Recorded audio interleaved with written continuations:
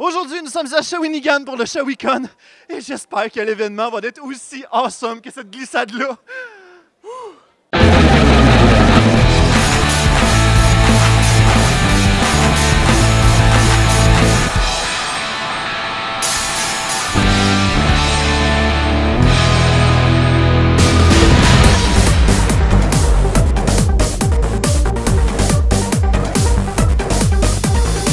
On est avec Monsieur Reptile.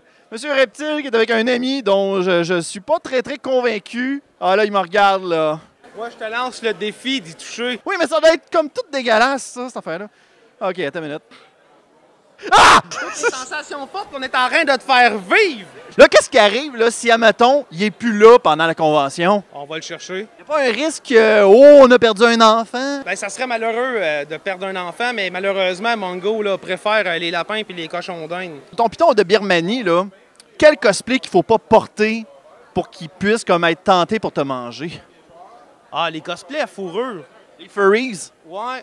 Prenez des notes à la maison. C'est un animal que tu juges. Pourtant, il est tellement calme. Puis ici, là, c'est pas une ambiance de calme qui règne, là. C'est le party, c'est la fête, tout le monde est wouhou! Puis lui, il reste enchulant, bien relax. Fait que là, comment il s'appelle, ce petit bonhomme-là? Ben, je dis petit bonhomme. Regarde, là. On dirait qu'il y a un extension pack partout. Ah, crème! C'est Mongo. Mongo, il mesure 12 pieds, il pèse 50 livres, puis je trouve qu'il va vraiment bien avec la couleur de ta chemise. C'est que je propose qu'on le mette un petit peu sur ton épaule. Je suis pas sûr. Parce que les gens, ils veulent. Je vous haïs!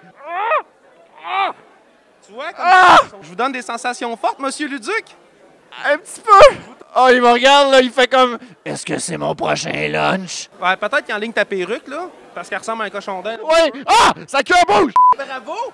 Défi relevé avec brio, ou presque. Shawicon, vous pouvez pas dire que je fais pas d'effort pour vous autres. On est en présence de Daniel Grenier. Yes. Daniel, qui est maintenant humoriste en solo. Oui, exactement. Oui, je fais des shows partout. Oui, je fais la première partie de My Court depuis 3 ans. Sinon, là, je prépare mon one-man show, puis ça s'en vient bien. Mais comment on fait de dealer en tant qu'humoriste solo, alors qu'auparavant, tu faisais partie d'un trio? Oui, c'est sûr que quand tu pars, je suis 3 à la scène, puis à un moment donné, les deux autres sont plus là, puis tu fais pendant 23 ans de cette façon-là. Là, c'est sûr que faut que tu apprennes à te revirer vers les gens.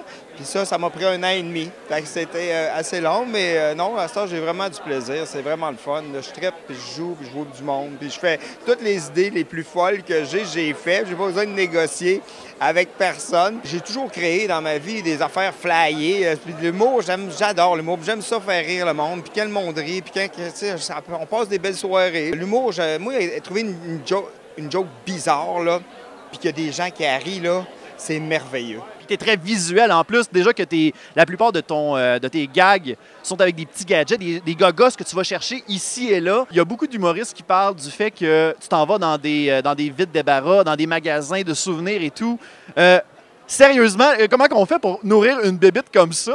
Non, mais moi, mettons, des fois, j'écris chez nous devant mon ordi, des jokes plus textuels, là, ça va bien. Puis des fois, mettons, j'ai plus d'inspiration, je m'en vais dans un magasin asiatique où il y a des accessoires bizarres, mon gars. Fait que je me promène, puis là, je vois, mettons, des chats électroniques, puis je fais comme, waouh, c'est merveilleux. Fait que, tu sais, moi, ça m'inspire. Tu veux que je tasse la table? OK, ouais, c'est pas de problème. Ah, c'est ça. Excusez-nous, on nous dérange. C'est du live, hein, qu'est-ce que tu veux? Mais on est vraiment bon, ça n'a presque pas paru. On est professionnels, mesdames et messieurs. Moi et Luduc, on est le duo le plus à coche pour, mettons, pas se faire frapper par une table. Alors, surveillez nos dates de spectacle qui seront en 2019. Ça va être malade. On va être sur scène, puis les gens vont pousser des tables, on va se tasser. Ça va être fou!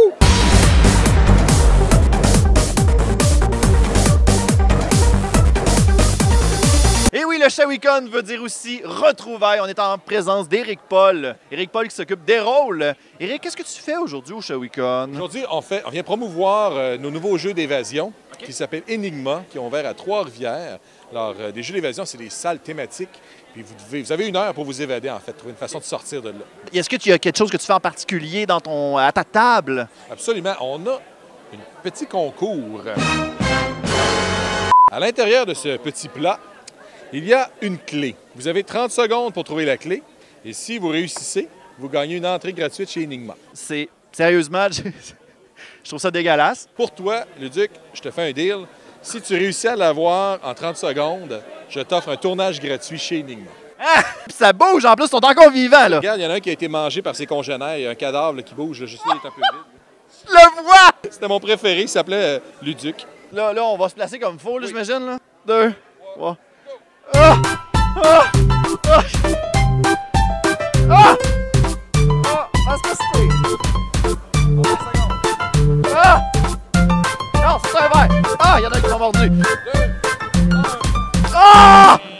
Tout ça pour rien, Eric. T'as une minute, là, je vais juste m'essuyer. là. Oui, c'est correct. C'est ça, ça sert. Mais écoute, regarde, en tant qu'un prix de consolation, je t'offre une entrevue de mon choix chez Enigma. J'admire ta générosité, Eric. Merci. C'est bien qu'un bec sur le front.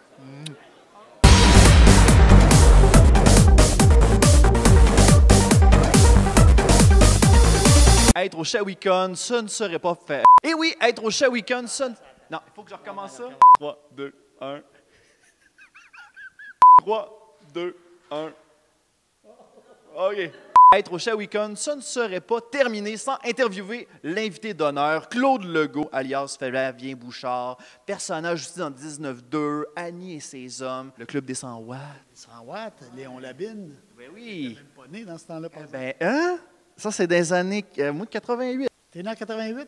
Ah ouais, peut-être tu regardais ça. T'étais petit. J'étais très jeune. Je venais juste de sortir de mon père. C'est ça. Après ça, ma mère a accouché 9 mois plus tard.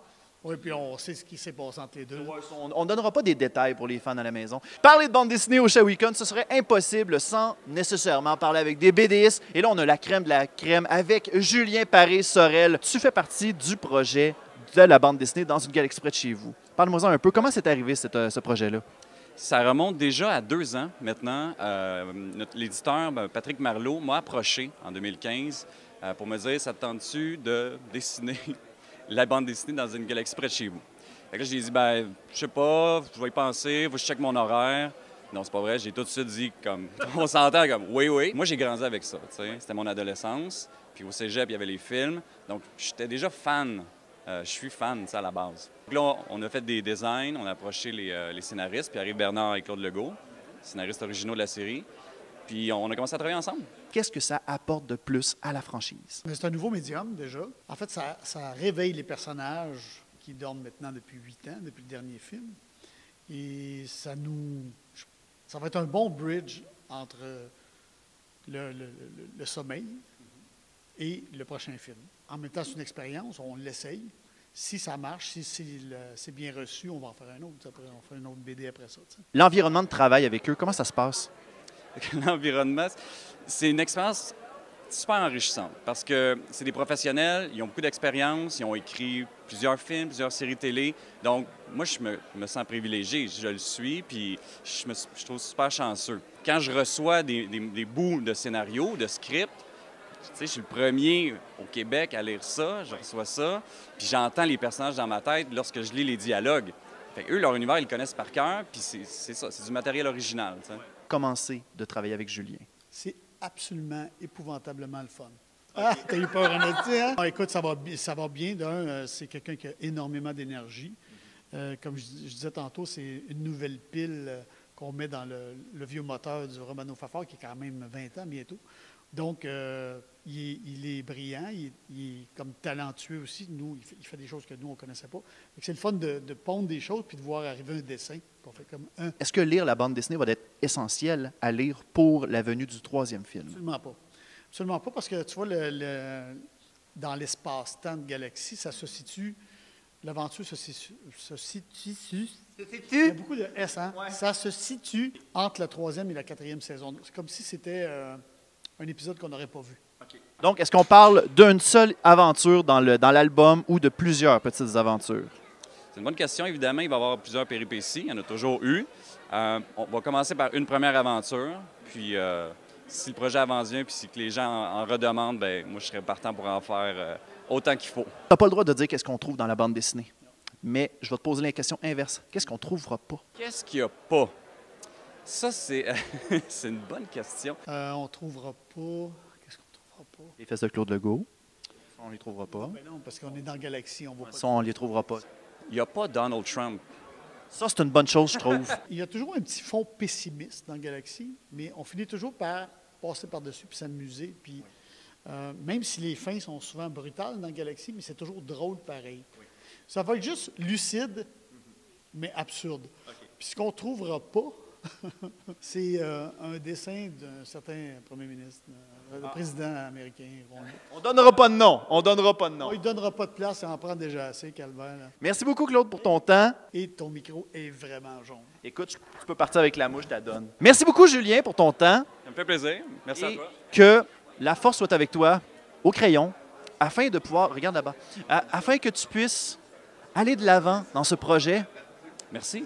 Et, Vers la mission. Oui, vers la mission. Bon, après le serpent puis les vers, on est maintenant rendu au test ultime. Ah, je suis pas prêt.